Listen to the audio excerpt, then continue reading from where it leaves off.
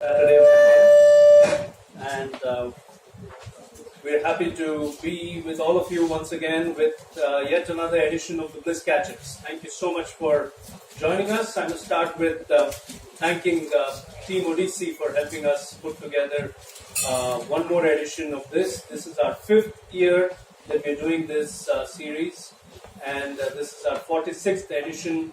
And all of this would not have been possible without support from Team Odyssey. So thank you so much, Odyssey, for what you've been doing for us. I see a lot of new people in the audience, so as I always do, let me quickly share with you a little bit background about who we are and why we do this series. So Vani there, she's my soulmate, and I, AVIS, we are the happynesswalas. We inspire happiness. That's our life's purpose. What we do is we find various opportunities around us to talk to people who are willing to pause and reflect on life and help them understand what the idea of happiness truly is. Many people think that happiness is a pursuit, that it has to be achieved by going after things, or one can be happy only when a certain set of circumstances or conditions are conducive. But what we have learned, Vani and I, from our own life experience, is that it is possible to be happy despite your circumstances. Over the last 11 years, we have been going through a very, very turbulent phase in our life. We've been going through a bankruptcy. This really means that for the longest time in these 11 years, we've been without work and without money. And yet, we understood that we could face the situation, we could face life. And not just face life, we trained ourselves to be happy by learning to be non-worrying, non-frustrated, and non-suffering. We understood the futility of worrying. We understood that sometimes we only have a right to our efforts, but not to the outcomes. So we learned to be non-frustrated. And we stopped asking, why me? எதுக்கு எங்களுக்கு இந்த சோதனை? அந்த கேள்வியை விட்டுட்டோம். So when you stop asking why and accept the situation, you can only be happy. You will not suffer. There will be pain, but you will not suffer. And therefore, when we came to this understanding that happiness is the ability to be non-worrying, non-frustrated, and non-suffering, we said, hey, how can we be useful with this learning? How can we go and share this with the world around us? And that's when I decided to come out with my book, Fall Like a Rose Petal. I wrote this book somewhere between 2007 and 2012, never intended as a book. This is actually a set of letters that I wrote to our two children, Ashirvad and Anchal, during the dark nights that we went through without work and without money, just to share with them what it means to deal with a crisis in life and what are the learnings from that phase. So when the awakening happened, when we understood what happiness is, both Vani and our older son Ashirvad convinced me that this could be a book, and that's how Fall Like a Rose Petal came out in 2014 at a time which was completely dark in our life. And that gave us a lot of meaning. அர்த்தமில்லாத ஒரு வாழ்க்கையில ஒரு அர்த்தம் பிறந்தது. அது எப்படி பிறந்ததுன்னா, we started doing talks. I was writing a blog for almost 10 years. Every day I would share life lessons on my blog. And we started offering our perspectives on life to people who reached out to us and wanted to understand how to face a difficult situation in life. And we reimagined our company, and we made it a workplace happiness company, where we help corporates go through workshops on how they too, managers, can also learn how to be happy so that they're more productive with their work.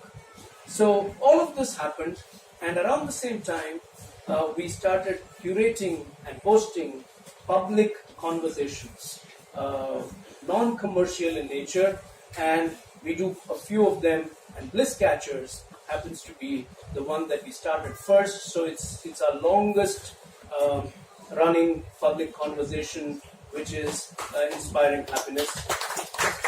And this entire series is non-commercial in nature, and it is inspired by Joseph Campbell's philosophy. Joseph Campbell, the American mythologist and author, அவர் என்ன சொன்னார்னாக்கா, follow your bliss. உனக்கு எது சந்தோஷம் கொடுக்கிறதோ அதை நீ செய். And when you follow your bliss, doors will open. And doors will open where everyone sees a wall. And you do see a wall initially, but a door will open leading you to go through that wall onto the next phase of your life. So Joseph Campbell is something that Vani and I have truly experienced ourselves. We have felt empowered with this understanding of following up this. In many, many ways, life has been very, very compassionate to us despite our difficult time. And so we bring people into conversation here in this series, people who have seen the doors open for themselves. Rumi, my favorite poet, says, everyone has been made for a particular work, and the desire for that work has been placed in every heart. So Rumi says, just listen to your heart. And that's exactly what Campbell also says, that you follow your bliss, doors will open. People normally ask me, do doors really open? When there is a wall, do doors really open? I wish Ramnath was here, one of our Bliss Catchers from season 3, 2017, July edition. He's a conservation educator, Ramnath Chandrasekhar. He was telling me like a week ago how a door opened in his life. In 2017-18, he went for a full year leadership program to the US. And his whole perspective changed about life. He's young, he's only in his late 20s. And one thing led to another, and he was actually traveling in Japan, spreading the message of conservation education. When on a train, he sat next to an old gentleman who asked him, young man, what do you do with your life? And he said, sir, I'm doing conservation education. So he said, what's your vision? And Ramnath seems to have replied that my vision is to have a conservation educator in every school in the world. And the old man said, how do you plan to do that? So Ramnath has told him that he has integrity of purpose, and he has told him that what he lacks is the money. And the man pulled out 80,000 yen in cash and gave it to him. And he said, if this can be of use to you, let it be useful. A rank stranger on a train, complete outsider, stranger on a train. And Ramnath uses those funds, goes to the US one more time, goes on a road show to spread awareness of his message for conservation education. He's working on a mind-blowing, game-changing project which will change the awareness levels of conservation education in India, particularly South India. I'm not allowed to talk about it yet.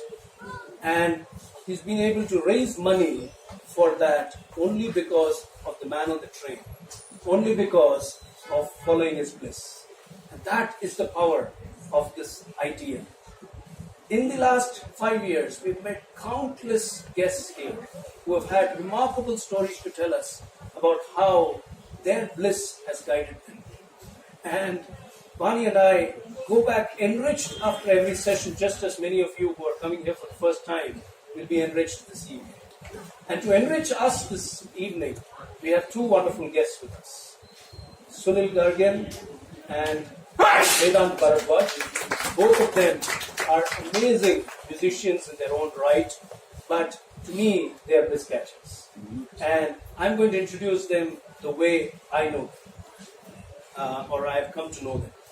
So Sunil, we met at our friend Vijay Raghavan's party last year. There was a dinner invitation, and Vani and I had gone there. And we met this young man. Look at him; he's got such an endearing appeal to himself. He's so cheerful, and he left a very strong first impression. I have to confess that in Sangeeta Jnana avlova kadayadu. So I'm not speaking from Sunil, the musician point of view. I'm speaking more from Sunil, the young dreamer point of view. Okay? And I could connect with his energy instantly. I found a strong conviction in what he has to offer the world. And I was very delighted when I heard that he's a quote-unquote a full-time musician.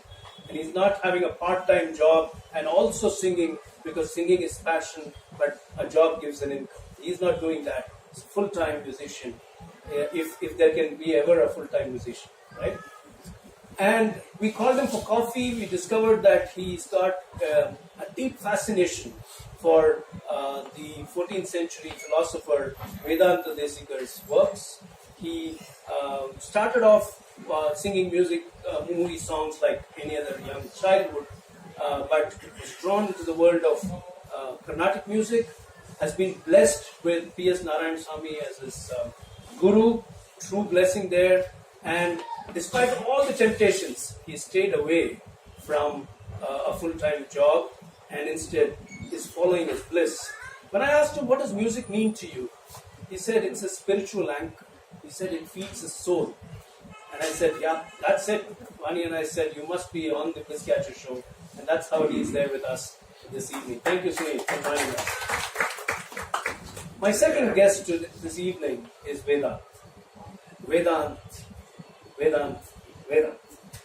He should have been here in 2016, January, opening this season, or the second season of Bliss Catchers. You remember that?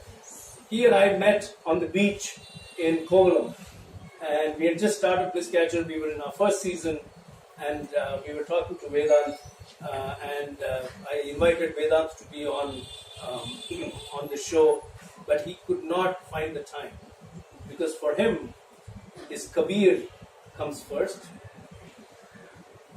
I presume somewhere next to that is the guitar, and then is the passionate work that he does with the children of the Madras Chennai Children's Choir, and the countless projects and collaborations that he does.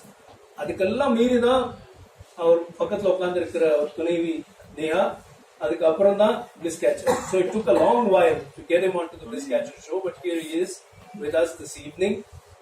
He holds 2 master's degrees, one in psychology and one in management. என்னால graduation கூட பண்ண முடியல. So நீங்க ரொம்ப படிச்சவர், apart from being a Bliss Catcher. And he decided early on again, and it's almost like a couple of decades now already since that choice was made, that he would not take up a job, but it would instead do music that excites him. That's what he's been doing all his life, and he's got a fascinating story, and I'm very, very keen to explore it with all of you this evening. So, ladies and gentlemen, please help me welcome Sunil Gargyan and Vedanth Bharadwaj. Welcome. Thank you for joining us. Please.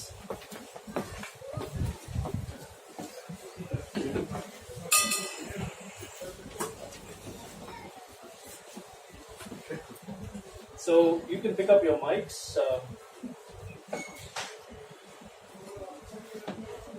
Right? Are we all set? Okay. The format we'll follow is I'll be in conversation with both these gentlemen. I'll take turns talking to them. So we'll go with the questions between the two Bliss Catchers, back and forth. At about 7:35, 7:40 on this clock, we'll take a short pause when we will ask you questions about the two of them. Okay? We will ask you both questions about the two of them. And there will be one question on Vedanth and one question on Sunil. And when I ask those questions and you get the answer right, you get to win this fabulous mug. Okay? This is called the Bliss Catcher mug, and coffee, tea, whatever beverage, even beer tastes great in this. So you can be sure to wake up to a very different Sunday tomorrow if you get to win these mugs. Then we go on with the conversation. 2 mugs down, we go on with the conversation till about 8:10, and then we have a little surprise for you coming up, where they will also ask you questions. That's not the surprise, but the surprise is something that we will let you know at that time. But after the surprise, we will also have them ask you 2 questions, 1 each, and you get to win mugs. So totally 4 mugs going this evening, and if time permits, we'll have you ask them a couple of questions, and we will wind up sharp as we always do at 8:29 p.m. Okay? So are we good to start, gentlemen? Yeah? Okay. So let me start with Vedanth. See, Vedanth's story is very beautiful. He undergoes 12 years of classical music training. He even has a formal arangetram in a temple when he was in 8th grade. And then he goes to Rishi Valley. And Vedanth, you told us that that day over coffee, you were telling us that when you went to Rishi Valley, you actually thought your music was probably going to fade away. But something magical happened there, and you met this now a very close collaborator of yours, a very dear friend, Anant Menon, and your whole life changed. Now, can you tell us a little bit about that experience of encountering a different genre of music with Anant? What attracted you to that genre, and what was that experience like? So, am I audible? Yeah, you are. Yeah. So, this is my first time where I'm talking more than I'm singing, so I'm very nervous.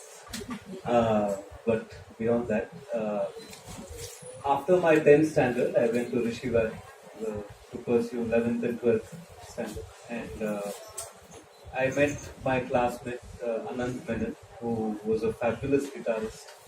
And he introduced me to a whole new world of music which I had never known. So till then I knew Carnatic classical music. I was learning from Sri Neveri Satanagopal, and I went Sri Narayanaswamy also. I learned from him for some time. Then went to Rishi Valley, but didn't have an idea how I'm going to pursue that music. Till Anand played me Hotel California and Simon and Garfunkel and Beatles and Neil Young, Neil Diamond, all this whole new world of music. And another friend of mine, in fact, even played me Pandit Kumar Gandhar, which is the first time I listened to Pandit Kumar Gandhar.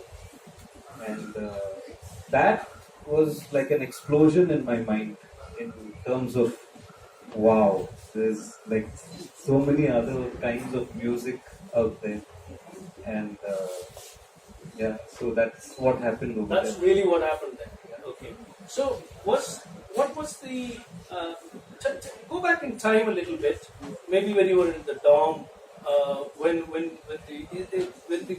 was the first time you held the guitar?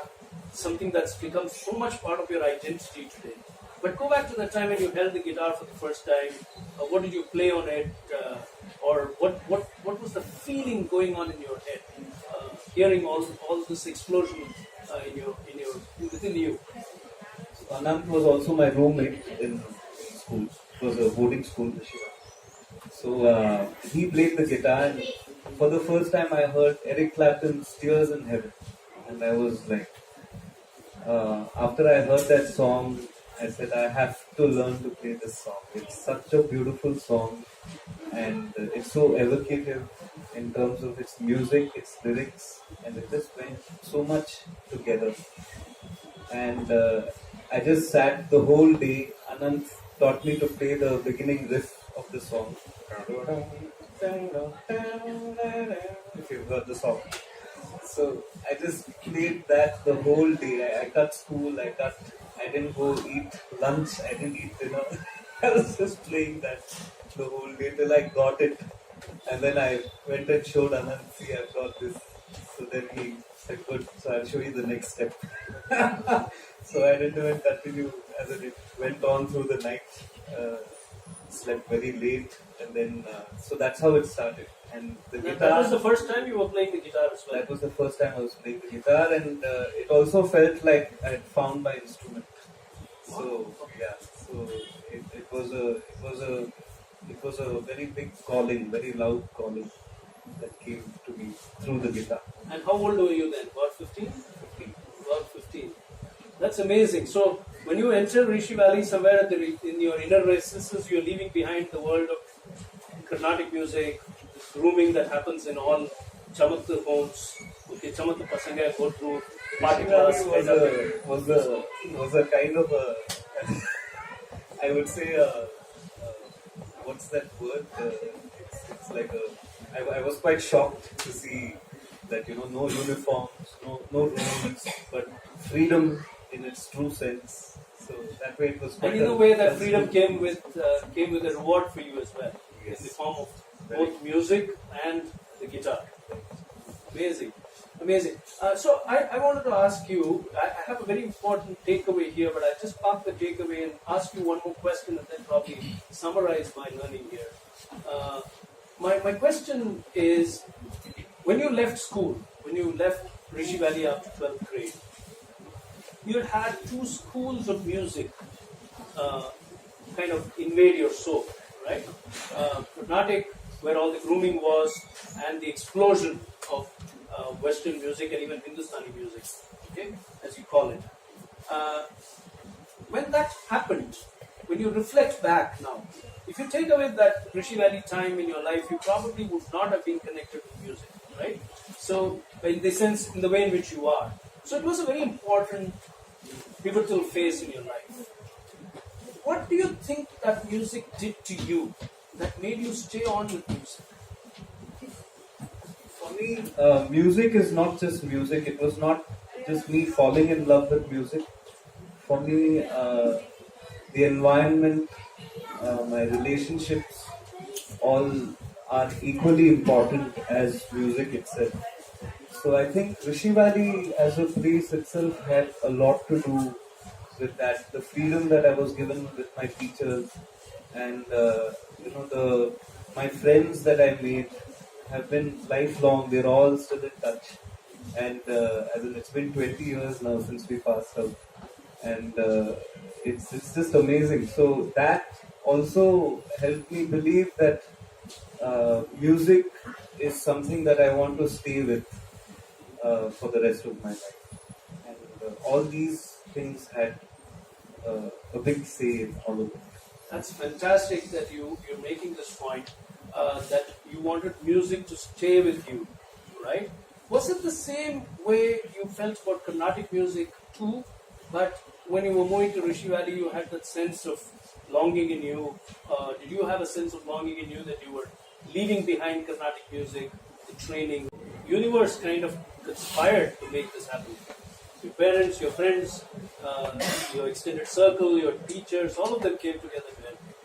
Again, Rumi says this. He says, live your life as if it's been rigged in your favor. He uses the word, live your life as if it's been rigged in your favor, because everything that's happening is happening as per a grand plan that we cannot, understand. And the fact that everything came together for him is evidence of that. I want to add here that you said you had the comfort of a plan B, which is the masters. But deep within you, would you have been happy working even if a plan B needed to be pressed into action? Not at all. Not at all. Not at all. And the initial years of your starting out as a musician must have been very tough. Not necessarily consistent sources of income and all of that. Were you happy during those times? So for me, income never really was a very big factor then. Till a few years back, I really started seeing the need for earning money and this thing. But for a long time, since I started my journey into music, money was never something that I really thought of to make, because I felt that if I just continue doing music, it would. And my father's line, follow Saraswati and Lakshmi will follow. That is, as in go behind Saraswati, Lakshmi will follow. Wonderful, wonderful. So that is something that is, as in, I don't think I go without thinking about it even till today, as in, every day.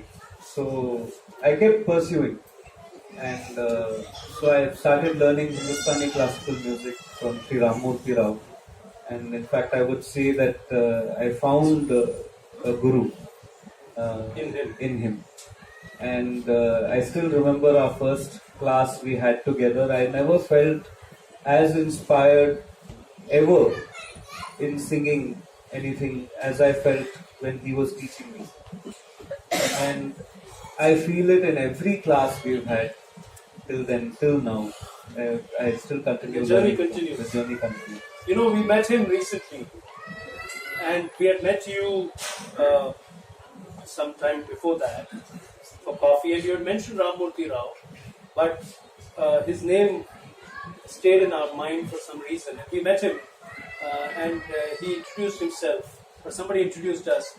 And I said, sir, I've met your student, but I can't place which student it is, because we've been meeting a lot of people that week, and you were one of them, so I could not place in who had told me about Ramurthy Rao. He said, is it Vedanth? He's my favorite student. So, so there, I can relate to what you were just saying. They say, Vedant, that when the student is ready, the teacher appears. So you didn't find the Guru also found you. So this is part of that grand conspiracy called life. I have some very interesting takeaways from what you just shared, but I want to go and share notes first with Sunil and then kind of put the two journeys together. Sunil, question for you. Why did you choose to do commerce after school? Especially you grew up you kind of finished school in the 2000s, right? And you went into adolescence and young adulthood in the 2000s. Around that time, there were a lot of academic offerings available in music, right? You could have got a music degree, but why did you choose commerce? And that's part A. And part B, despite choosing commerce, how did you decide not to get into a job? What kind of a conversation was it at your place? Choosing commerce was, I liked commerce. Except for math, I liked it. But that's not, I'm not against math, but I just wasn't good enough to do that. Second thing was, when you shift to science, engineering, or even pursuing biology as your main, time for music is relatively very less. You won't be able to travel much, you won't be able to allocate time to practice much. So all worked in my favor. Actually, I wanted more time to practice, and I wanted time to travel, and I wanted time of college days. Being an art student, you get a lot of freebies, say ODs from your college. You just can put your name in the same like this Hall of Fame. You can have your name against greats like Undi Krishnan, T.M. Krishna from the same college that I passed out of. So that was also one more thing. And I got numerous help from seniors. School seniors, they were 10, 15 great artists who couldn't take their passionate way. I mean, like they couldn't pursue arts as their profession because they had gone into engineering and they didn't get much time to pursue their passion.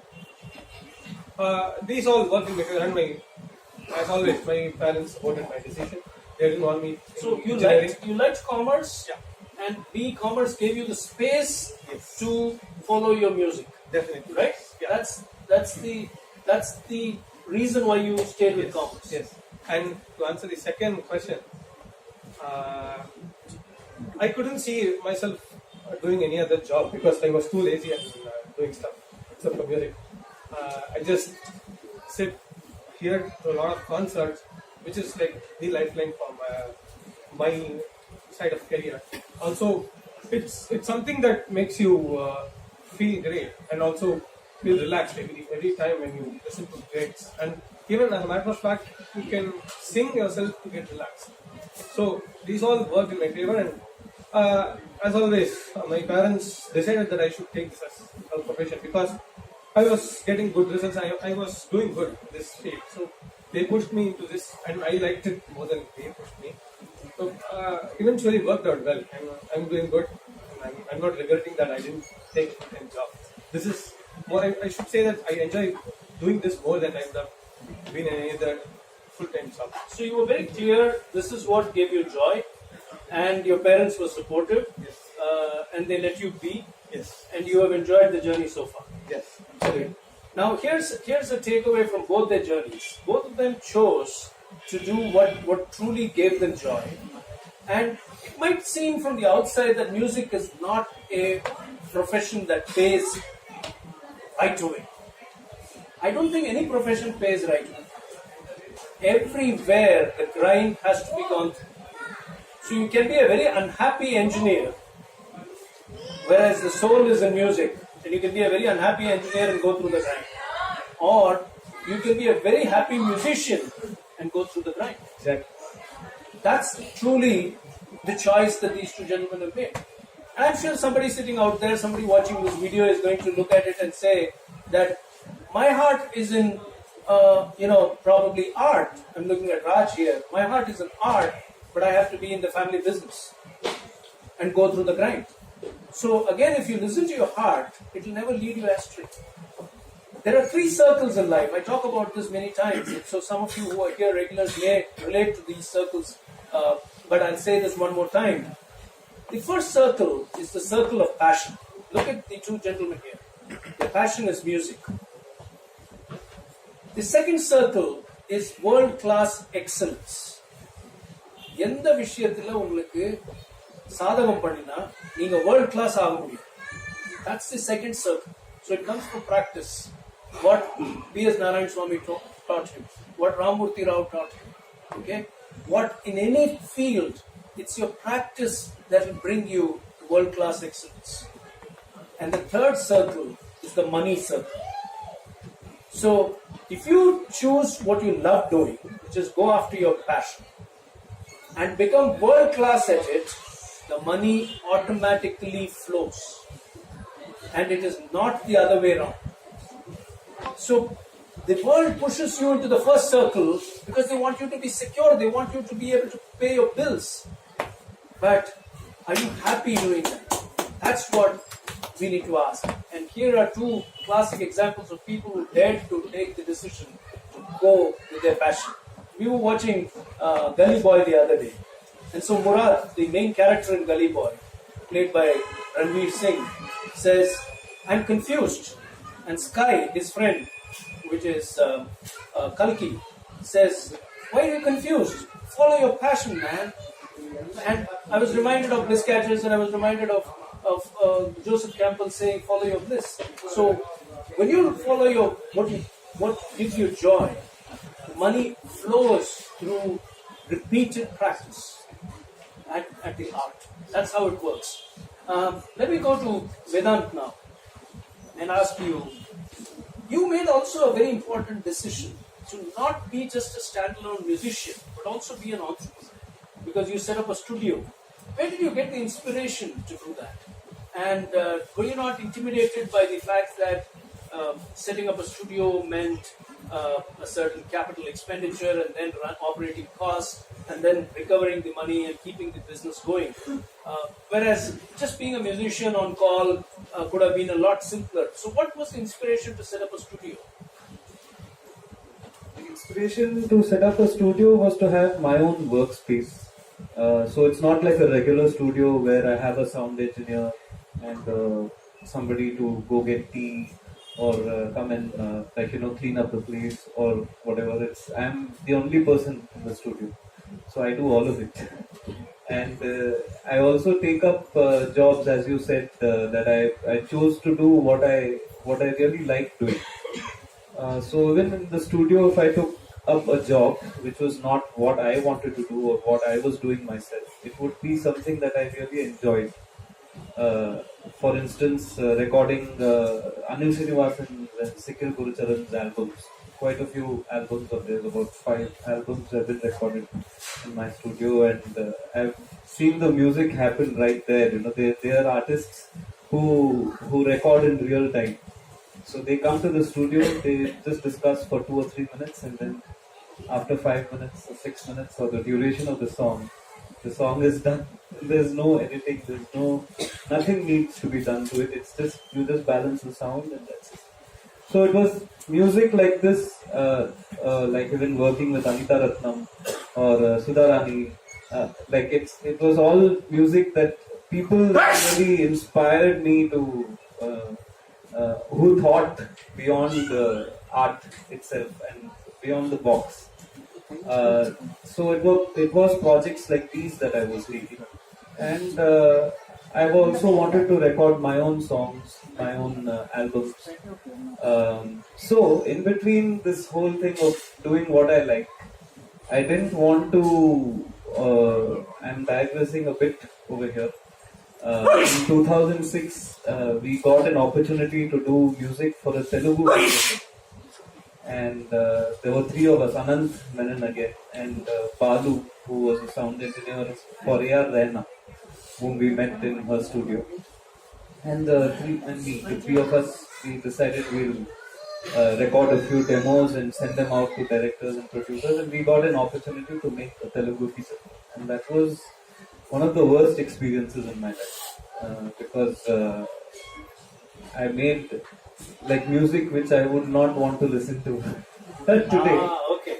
And but then my whole process behind that was, we didn't earn any money from it either. There was a little fame that came from it. The film ran for 100 days and all that. But then we got a lot of offers after that.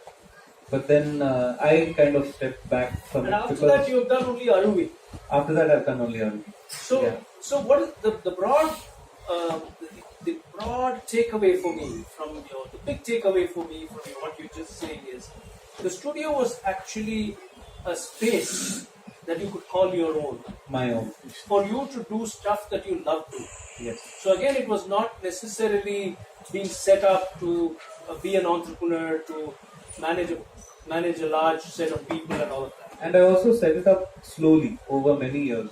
So I bought the speakers, and then after a year I bought the amplifier. Then So it was a labor of love. It was a labor of love, yeah.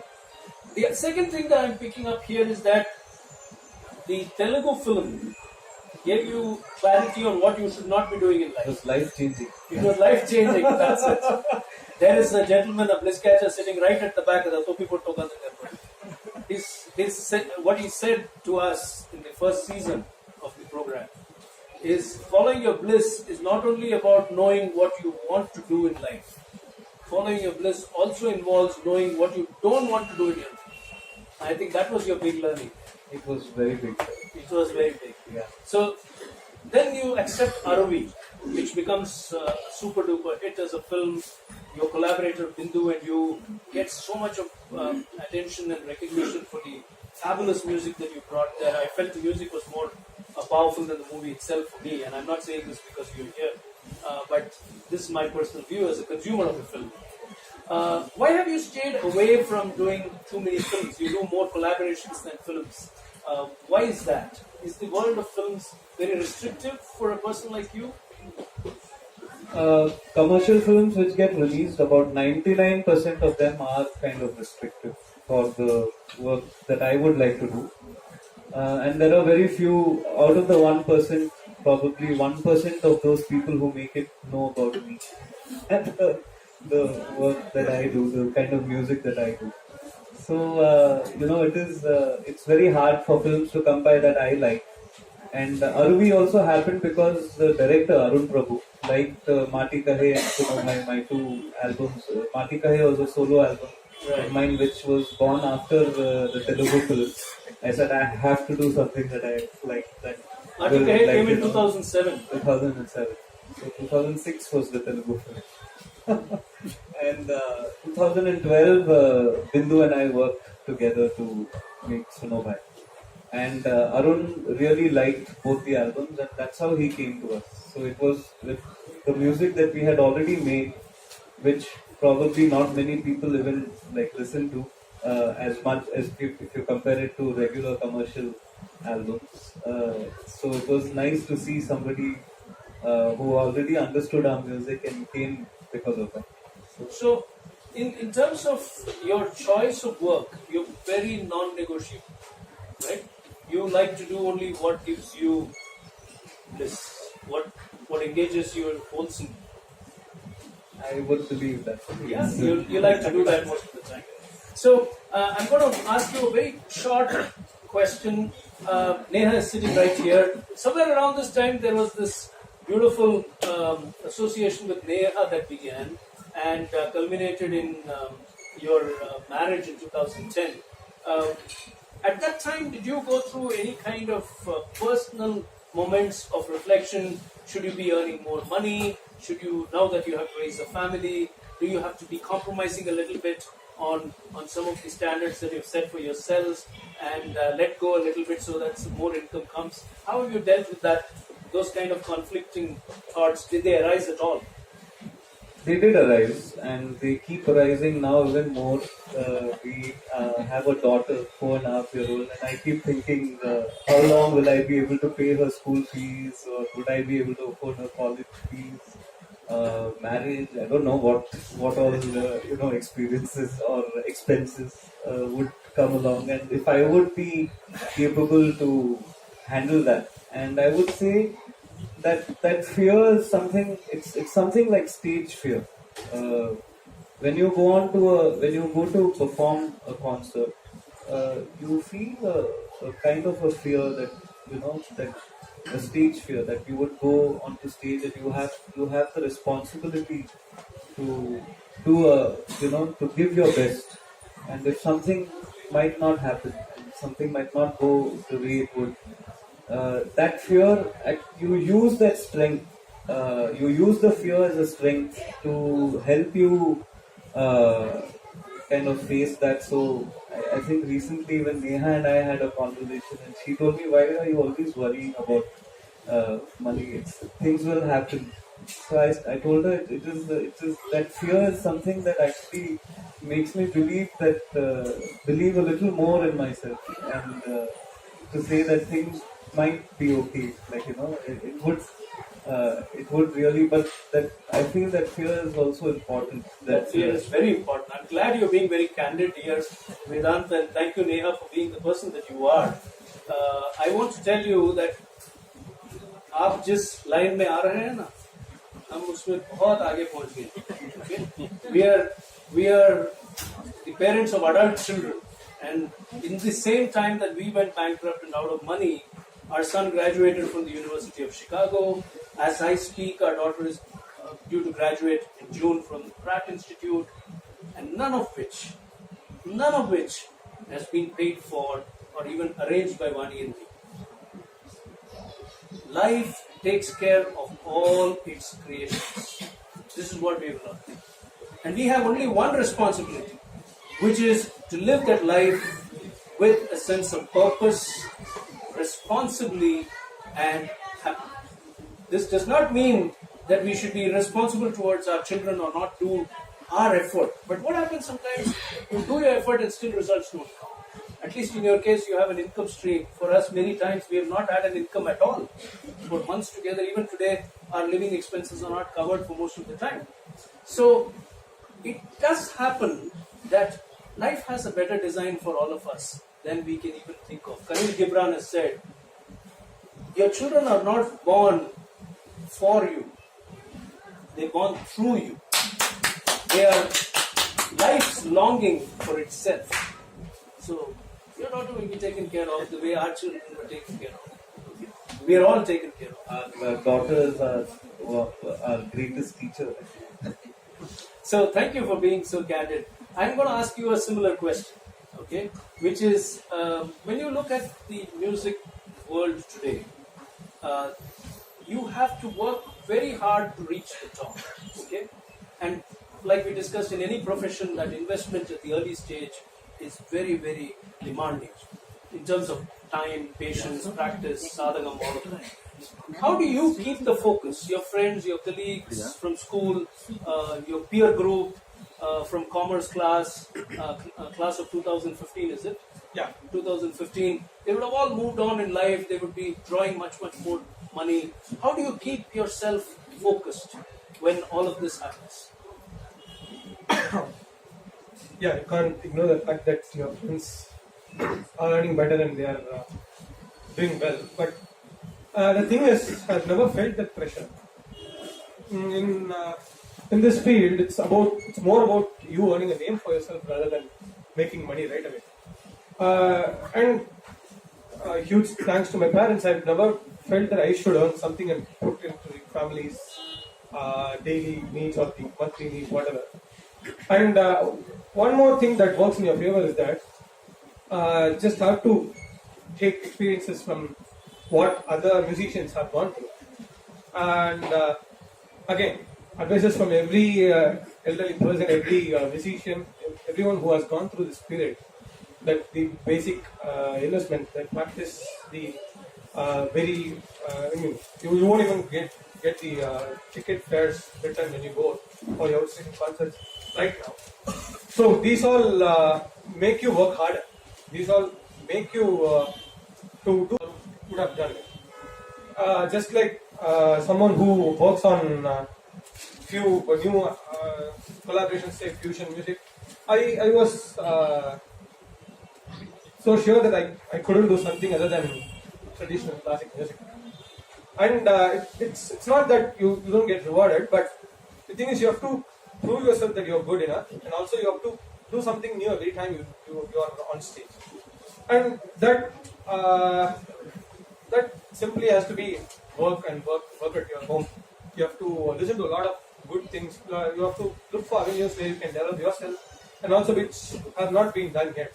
So earlier when you introduced me, the passion for Vedanth Bharadwaj's works, that came from Sri Sanjay Subramaniam's tuning of Hartigiri Bharadhar's Adikalapathi, which describes the beauty of Bharadhar, Kanchipuram Bharadwaj.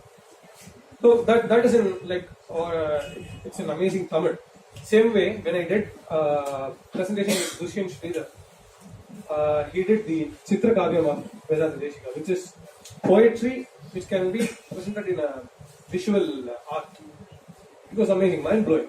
When you do something like that and you get inspiration from things like that, you can always prove yourself and you can always wait the terrible period of the storm and hopefully hope for better future and just practice. That's all. That's what I've been told. That's what I've been doing.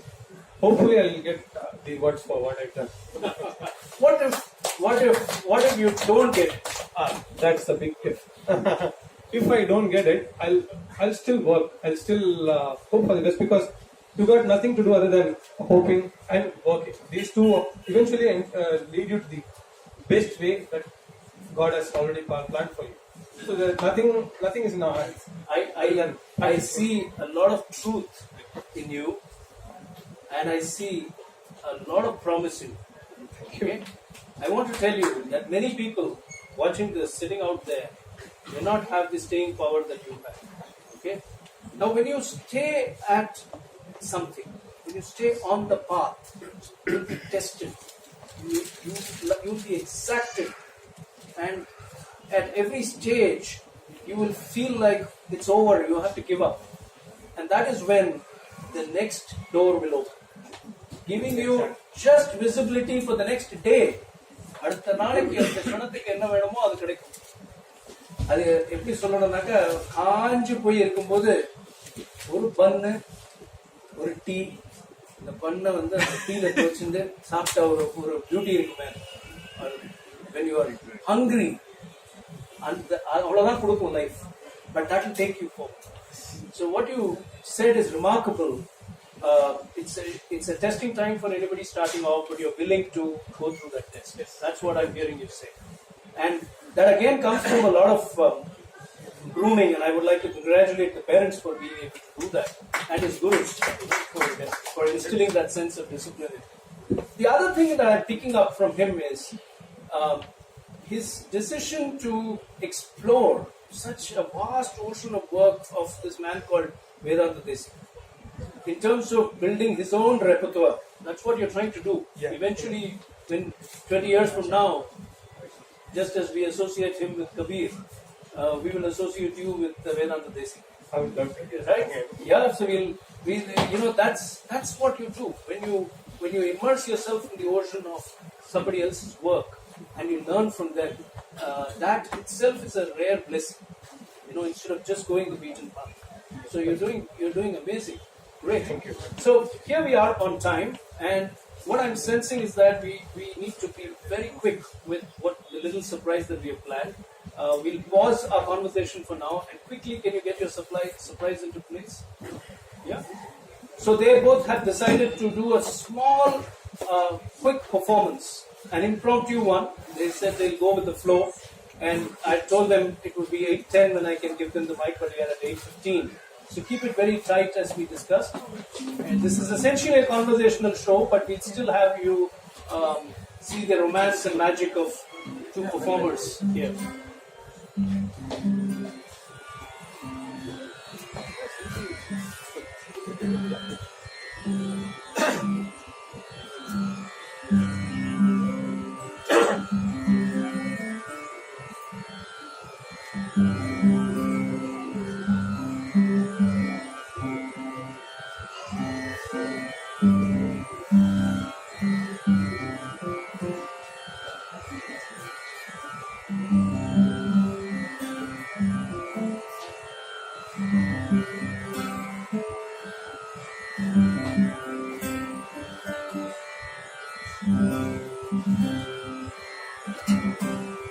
கேட்கும் ஒலியிலெல்லாம் நந்தலாலா,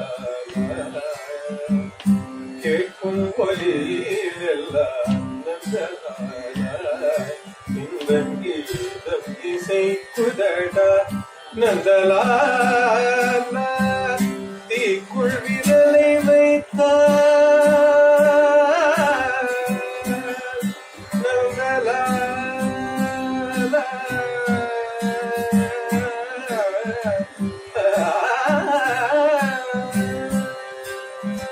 தீக்குள் விரலை வைத்த நந்தலாலா, தீக்குள் விரலை வைத்த நந்தலாலா, நின்னை திரும்பிவம் சொல்லுதே நந்தலாலா, காக்கை சிறகினில நந்தலாலா, நின்றன் கண்ணிடம் போடுதே நந்தலாலா, காக்கை சிறகினில நந்தலாலா,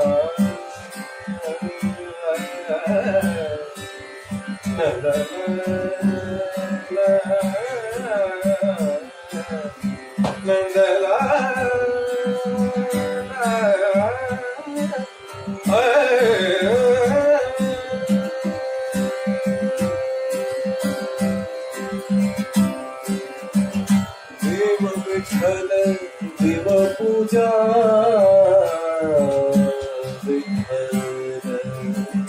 देव विठ्ठल देव पूजा विठ्ठल विठ्ठल क्षेत्र विठ्ठल विठ्ठल क्षेत्र विठ्ठल माता विठ्ठल पिता विठ्ठल बंधु विठ्ठल गोत्र विठ्ठल गुरु Vitthal गुरुदेवता Vitthal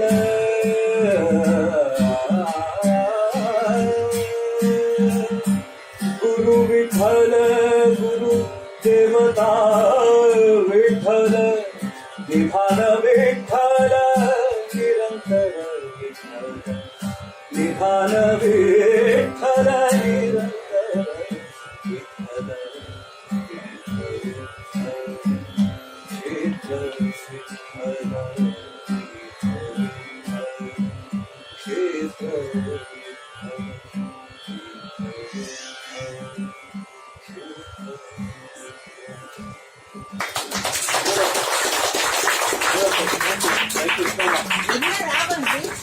reason behind that was that, like how Bharadwaj said, you find Nandalala in everything. Namdev says that you find Vithala in everything. So when Sunil told me that he's planning to sing this song, I immediately thought we should combine it with this. And there are two different mystic same poets. Of course, Bharadwaj is a very contemporary poet, but his thoughts were of the mystics.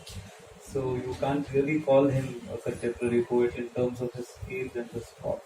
So I would always compare Bharadwaj to Namdev or even Kabir or anybody, the kind of philosophy that he brought in. So just to complete the question, they wanted to know the raga. Ahir Bhairav was what I sang. It started with... it was Vrindavana Raga, but I ended up singing Vrindavana because both are like cousin ragas. Okay, so here's a clarification. This was not planned. This was decided at 6:32 p.m. when we sat down to do a little briefing, and there was no rehearsal. They just came together, they jammed, and that reminds me of what Osho says. Osho says that when there's complete immersion, true art happens, and he says we are just instruments that creativity flows through. So when you actually to create anything, whether you're cooking a dish or you're doing music or you're speaking, you have to disappear from the scene. When you disappear, then the creator acts through you. That's really what creativity is all about. So fantastic that you could pull this off and bring a little life into what we were talking about. Thank you so much. Let's go on with the most popular and awaited part of the evening, which is the quiz segment, where you can ask your quiz questions and the audience can win prizes. Their questions are much better than my mock questions, so please, anybody can answer. So go ahead. With alphabetical order. Okay, reverse. Okay. Go ahead. It's kind of simple question, but I just wanted to ask. I mean, I'm asking this question to me, but I would love to answer from your side. Do you think music is surviving because of the known people attending concerts, or the one who comes just for pure bliss or to enjoy the music? Okay, this is one second. This is a subjective question. This is not a typical quiz question. So we will go with his decision of who he wants to give the mark to. Okay. So second choice. Second choice. Okay. Second one. Second one. First one. Who says first one? Okay. For the singer, it is bliss. For the listener, it is going to be enjoy. Good answer. So I'll give you this. Yeah, you answer. First. It is for the singer himself. So the question was actually, is it serving because of the known people who can enjoy the music, or the layman who's actually coming for you can say entertainment purpose, but also get himself relaxed, which is the answer. First one. First one. So who do you want to give the mark to? I would love to give it to that person who was the second one, the last person. Yeah, Ramesh, please come forward. What I observed is that people who know about music and come for concerts, they often look for mistakes, and also they don't actually take the full thing that artist gives you. Whereas the layman just enjoys whatever you're giving on stage. So I'd go with the second one. And sorry for going against the others. It's not like I'm going against your views, but this is what I've felt and I've seen. So to him, the true Rasika is one who knows complete Rasanai for the sake of the joy rather than the technicality. Correct? So in my case, I belong to that category. I have no knowledge of the technical side of music. To me, any music that touches my soul works for me. So, and what you performed this evening did. So Vedanth, quickly, your question. So my question is the difference between formal education, which is like B music or Visharad, or whatever you learn formally, or what you learn as oral tradition. Which is the way music education would continue, and what is the proper way to let it continue? It is a oral. Again, with oral and then move. Oral. The second one. Oral finish. Like that. Also say oral tradition because it's one of the oldest traditions. Indian music especially has not really been written down or this thing, but you do need formal education also these days. I also keep wondering what would Kabir have done if he was born today. He would say, new status message, Suno Bhai Sado, subscribe to me and please like and comment please or whatever. But though formal education is important, I think it's oral tradition which will keep music going. So who should we give it to? We give it to the lady there? No? Which one? No, Mohammed Rafi. Once. One second. Sorry. Who should we give the mug to? Yes. Who said number one? Me? Yeah, you said. It's my first time I'm coming here and Yes. getting the prize. Madhu sir, I don't have time, but we will give you that minute to quickly finish what you were saying. No, I just said Mohammed Rafi learned music by following a fakir. A street fakir. That's how he. So you That's support what the got him oral passionate about music. So you support the oral tradition. Yeah. Support the oral tradition. Fantastic. And I think the essence is there again in terms of what touches your soul. And if it can be through the oral tradition that can be propagated, I'm sure that works best. And I think there is also a lot of energy connect between a guru and a shishya while learning in a live Gurukula kind of environment, right? There is a lot of energy transfer that happens, and that cannot be matched with either the written word or the digital word, though there still means, definitely. So that almost brings us to the end of today's conversation. I'm going to do a quick wrap, and please bear with me as I take a couple of minutes to share with you what I'm picking up from both their journeys. Both of them at different times. On the other side is a person with 2 postgraduate degrees, had a choice to go and be part of the rat race. And here is a gentleman who had a commerce graduation and then has recently completed his MA in Sanskrit. So again, equally qualified and again can be a part of the rat race, but they both chose to, and they belong to 2 different generations, and yet they both chose to walk the line of their bliss. To me, there is a big message here that if you hear the points that Vedanth had to share, they're all about music finding him, music showing him the path, and music at some point or the other giving him the sense of inner joy.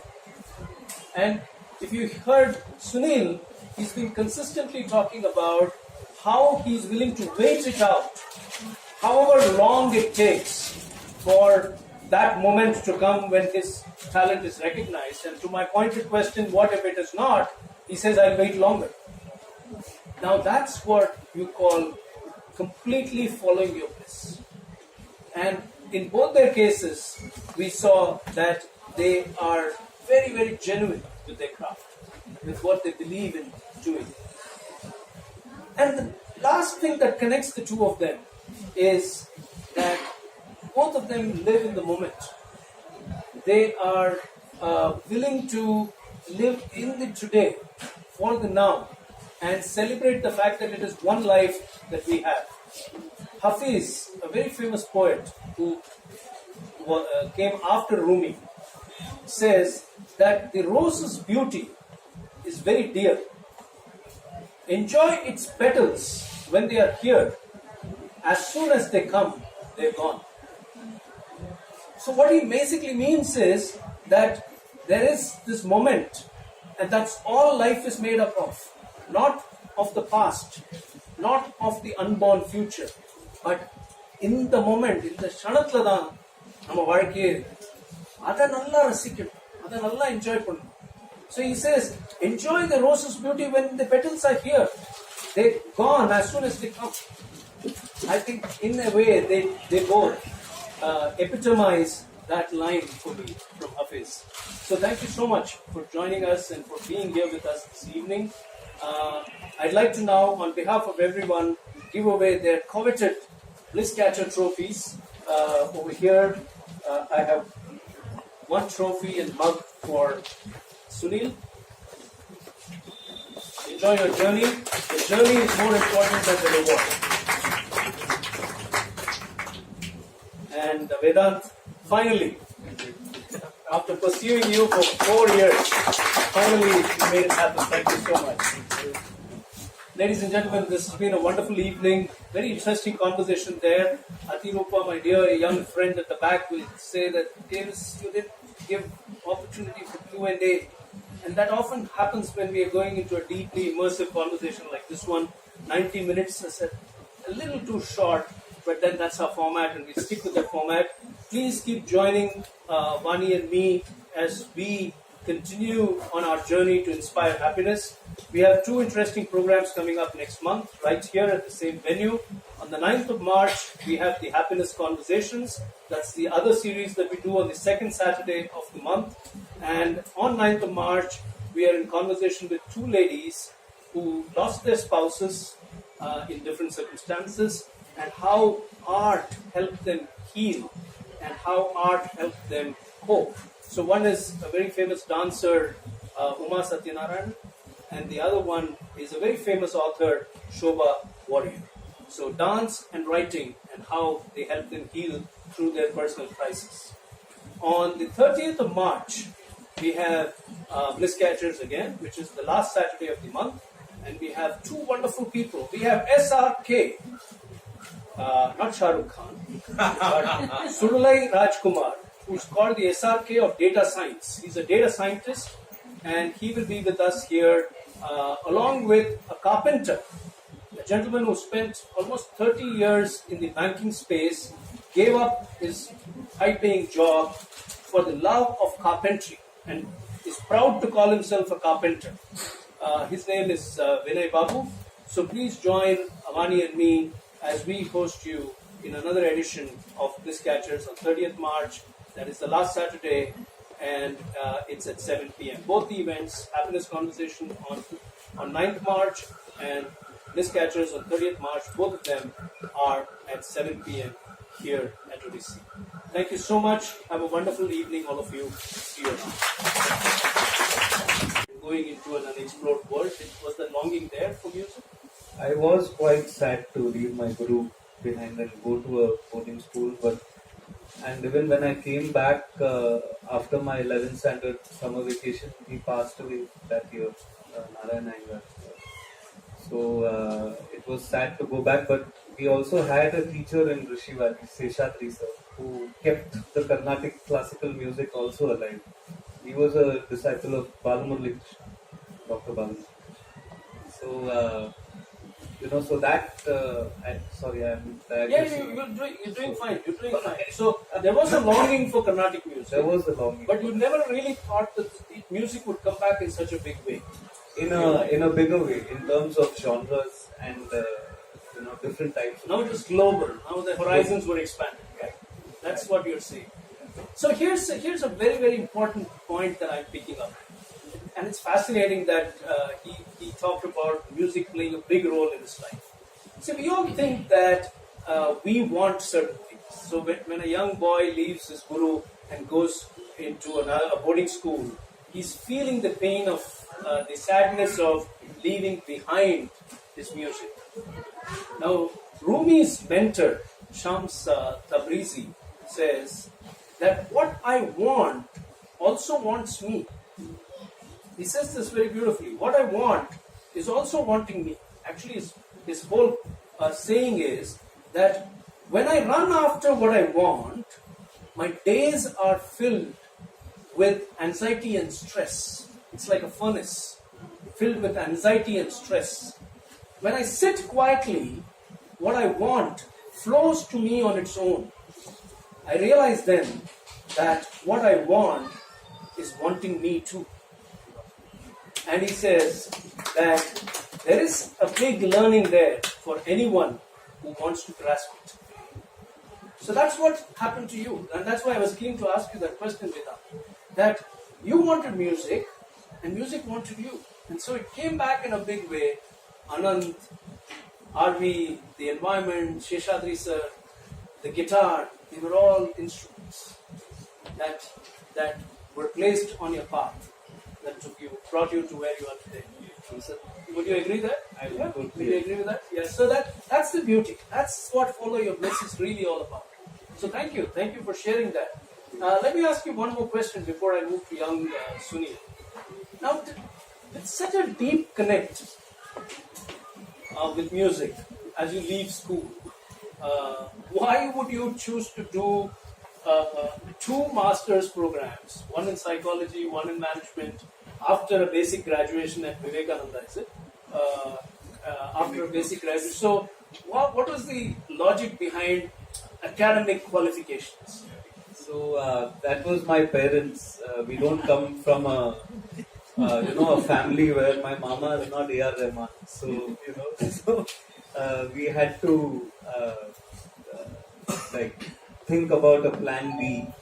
Though I was not thinking about it right then. My dad was very insistent that I do pursue academics for a certain time. Still continuing music. So as I also keep saying, I don't know the E of MBA or the S of psychology. It's a very bad joke. I'm glad if you didn't get it. So you just went through the motions. I went through that happily, and after I also went through it, I felt very confident. I didn't feel it while I was going through it, but I felt confident that okay, now I have a backup plan, and if something goes wrong, then I can always come back to this. So there was a sense of security. There was a sense. Despite having gone through the grind, there was a sense of security. It was gone through for the parents, but it gave you security. Right? Now that's what the earning a living syndrome can do to you. Okay? It can instill in you a fake sense of security. Okay? We'll talk about that fake sense of security in a little while with no specific reference to your feeling, but it's an overall human situation where we all feel secure the moment we know we have some money with us, we have an income stream with us. And Vani and I only know the value of not having one. So, the pain of not having one and the value of not having one. I do. I'll come back to you and your journey in a bit, but let me go to Sunil. Sunil, my first question to you is, when they were kids, my daughter used to sing Maya Machindra from India. And my son, who's older, used to sing Kadal Roja, from Roja. But they grew out of it. There was nothing fascinating about their singing except like kiddie sing. Okay?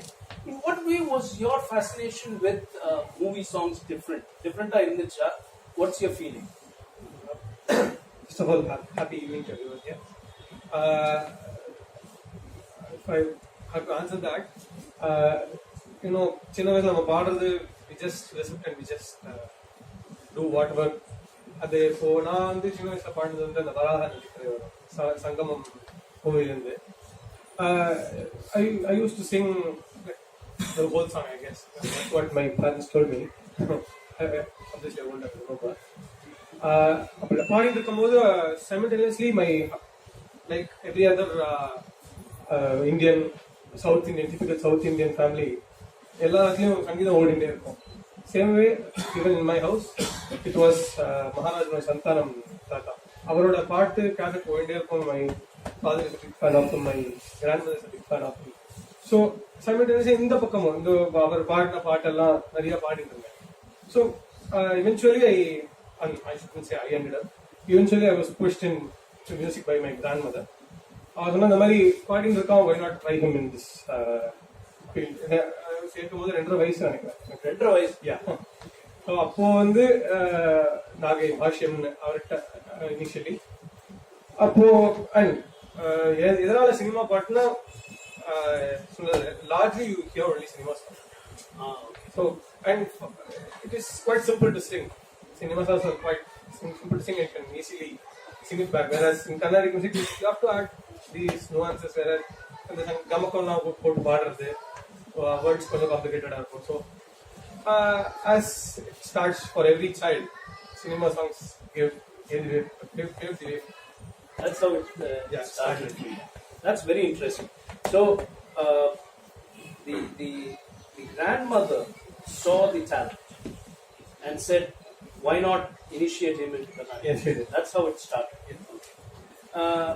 Do you believe that when you started singing Carnatic music, maybe not at the age of 2.5, I'm saying, or 10 வயசு ஆகும்போது, when you were at least able to reflect back now and say, எனக்கு ஞாபகம் இருக்கு, அந்த நேரத்தில் ஏதாவது ஒரு memory இருக்கா where you can say that one particular song or one composition or குரு சொல்லி கொடுத்த விதம் helped you understand that எனக்கு ரொம்ப பிடிச்சிருக்கு அப்படின்ட்டு ஒரு மொமெண்ட் ஏதாவது இருக்கா? Yeah, I can look back. When I was studying in 3rd standard, in the school, Rampuvardi from the Vivekananda Vidyalaya, Krompetla, they usually host a 3-day cultural event, mega event. First recording is done. Every songs and voices are given.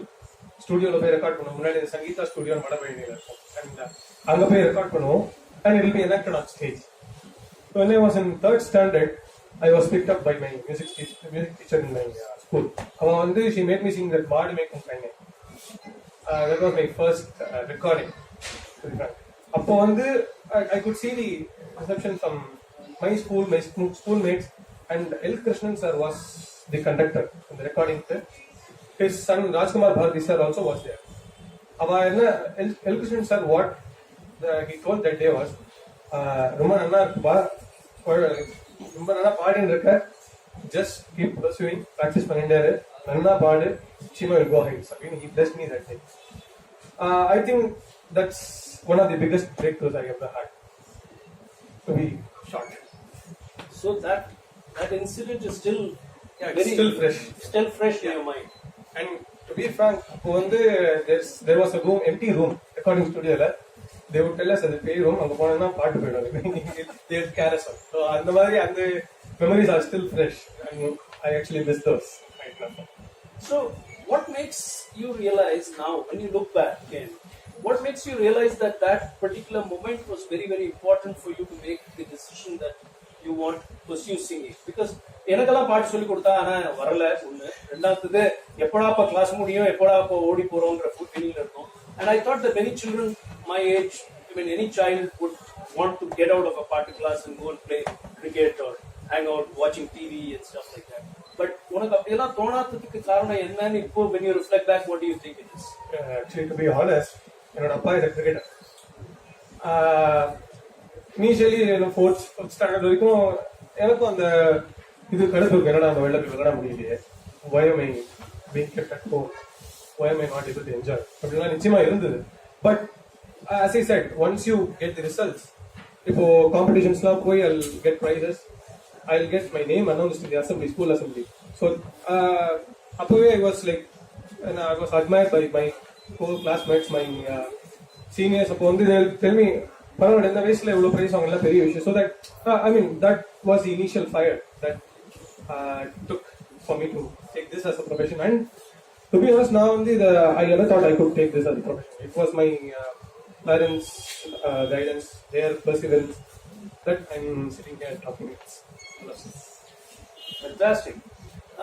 Let's talk a little bit about your association with your guru, P.S.Narayanaswamy. When did that start, and what do you think are the most important insights he gave you into pursuing music as a career, as a lifetime journey? P.S. Mama to say that it was in June 2008. That by far is the best turning point I've ever had.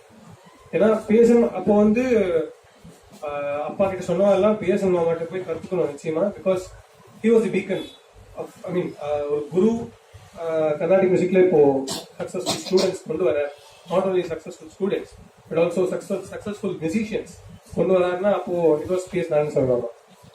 And the three main things that Mama always insists is that நீ பாடிடு, you practice hard at home, you will be hurt. நிச்சயமா நீ பாடுறது, நீ ஆத்துல பாடுறது வெளில கேட்கும், and you need not rush for any opportunity, you need not run behind anyone to get what you deserve. உனக்கு இருக்குன்னா you definitely deserve that and you will get it eventually. And second thing he always tells me or tells all the students is that பாடுறதுக்கு மட்டும் வாங்கிட்டேன், so that you are never caught red-handed or you'll never, you will be safer, that you won't have any bad name or you won't be any scandals அந்த மாதிரி எதுவுமே இருக்காது. Third thing is that when you are trying to rush something, it will get to its optimum and then fall rapidly. நம்ம marginal theory படிக்கிற மாதிரி it won't be up the curve and down slow-ஆ இருக்காது. அது வந்து he made sure that அவர்கிட்ட சேர்ந்த first 3 years he didn't want me to perform outside. அப்பாட்ட ஸ்ட்ரிக்டா சொல்லிட்டு அந்த மாதிரி ரெடி இல்ல, ப்ராக்டிஸ் பண்ணட்டும், கத்துட்டு பாடட்டும், ஒரு டைம் வரும், then I'll let him perform outside. So 2012 was the break point. We'll come to that, but I have one more question, and I'm watching the time. I have one more question before I summarize what I'm picking up from you. And the question is that initial stages குழந்தை நல்லா பாடுறான்னு a lot of பாராட்டு. Then contests and all that at school level, நிறைய prizes. And then suddenly you go to a guru who says, சாதகம் பண்ணு, பாடுறதெல்லாம் அப்புறம் வெளியே போய் பாடுறதெல்லாம் அப்புறம் வச்சுக்கலாம். Did you not feel restricted, and how did you still go through that grind? What made you go through that? It's a very easy answer for me. Like typical South Indian families, you just follow what your parents say until you are independent. So I was not under any pressure. I was doing my schooling, I was coming to classes, and one more big thing was I had huge artists like they are stars. Abhishek Raghuramana, so Balamurali Anna, everyone, they were all a group class la nariya program. But at that time I understood that I was not ready, even a little bit. I was like still an amateur and I couldn't stage my performance. So I realized how important that 3-4 years of practice and just practice was for me. என்ன சொல்லணும்னா, இப்போ அந்த டக்குனு இப்போ stage ஏறி நம்ம பாடிட்டோம், and if you are not left with much stock to impress again, you're done. That's all. அதுக்கப்புறம் you won't grow. So that clarity was there in you. It was there. And you were watching your seniors learn, practice, and go out and perform, and you could see that. Yes. Okay, fantastic. So what I'm picking up from Sunil's journey is the family supports the initial part, but he's also got a very unique blessing. His parents are here. They must be very proud parents to see their son here. நீங்க இன்னொரு விஷயத்துல நீங்க பெருமைப்படணும். சமத்தா நீங்க சொல்றதை கேட்டுட்டு இருந்திருக்கான். Okay, not unlike me, for instance, where I was always a rebel. So some children will rebel against parental points of view, and I think many parents are smiling in the audience because they have similar experiences of their own or with their children. Like, which child ever hears a parent fully, right? So that's a very unique blessing that you have, that you decided to be drawn into the world of music, holding your parents' direction and walking their line. I think that's a blessing by itself. And the fact that you were able to recall with such clarity what your guru taught you in terms of basic principles of, or rather a code of conduct for life, not just for music. The fact that you remember it so well is a sign of reverence, and that cannot come if you didn't enjoy the process. Right? நம்ம ஒரு குருவை ரிவியர் பண்றதுக்கு காரணமே அந்த process enjoy பண்ணாதான் நம்மளால பண்ண முடியும். இந்த சிஷ்யாங்கிற அந்த பொசிஷன் நம்ம ரிவியர் பண்ணாதான் பண்ண முடியும். So beautiful there. Thank you so much. I'll come back to you, but I'm going to go for the quiz questions now to the audience. We'll take a very short pause from the conversation. Vedanth, are you okay? Yeah. And then we'll come back to your journey. Okay, from where we left off. So we come to the quiz questions. I request Ramesh, Ati, Dr. Chari, some of the old timers not to answer. Okay, let the newcomers get a chance, and if they fail to answer, we'll come to you. Okay. Not that we ask the same questions, but I think they know how mokka my questions will be. So they're kind of prepared for it. Okay, so here's the first question, and this question is on Vedant. Okay, Neha may not answer this question. Okay, so we'll discourage family from participating.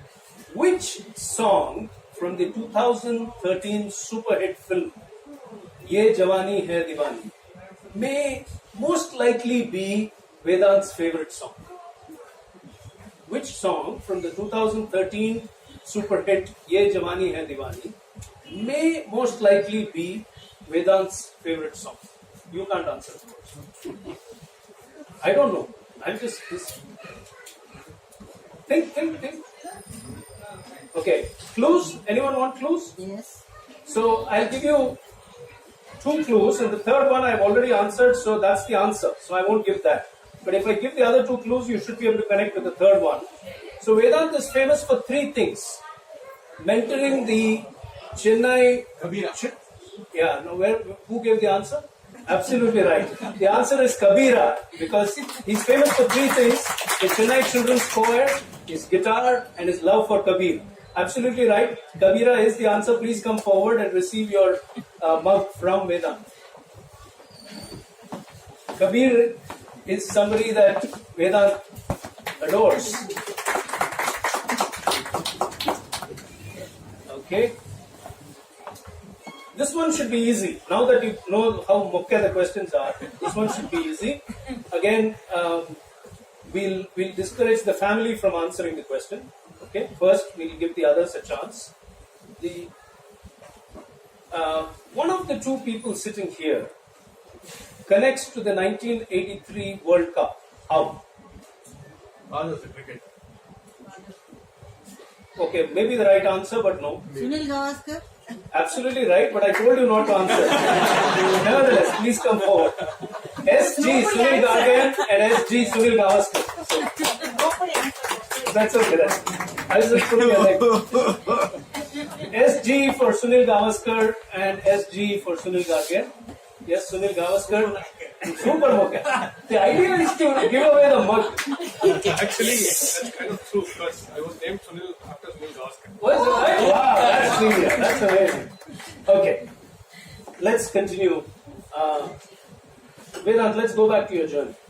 So you did your masters, double masters, and you had this academic arsenal in your bag, and you were all set.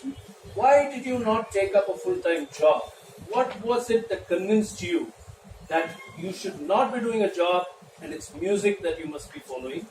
A. And part B is, how did you convince your family to play ball? This question requires a meaningful pause. So, after I finished my double masters and everything, I was already 5 years into music because I was doing music. So I was pursuing master's degrees. So I do count those years also as my journey in music as a full-time musician, because I was doing music most of the time and I was not really studying or pursuing the academics that I was, though I got my degrees and all that. But then I convinced my parents by saying that this is what I really like to do, and my mother always understands what I'm saying, but my father understands me even better than my mother, though he doesn't come across that like he has understood, or he would give a supporting answer that would give me the confidence that he is subscribing to what I'm saying. So he said that you make sure that even if you take music, you please make sure that you always continue learning. So learning should never stop. And if you're able to do that, then we will support you for as long as we can. and any business takes a certain number of years for it to set up. So till then, you have our support, and even if something fails, you also have something else in terms of academics. If you want to change your line completely, go to management or psychology, or combine the two, or try and find something else in between. There are a lot of options. We will help you there, but it was complete and utter support from parents and friends, well-wishers, my teachers, and everything that made me believe that music would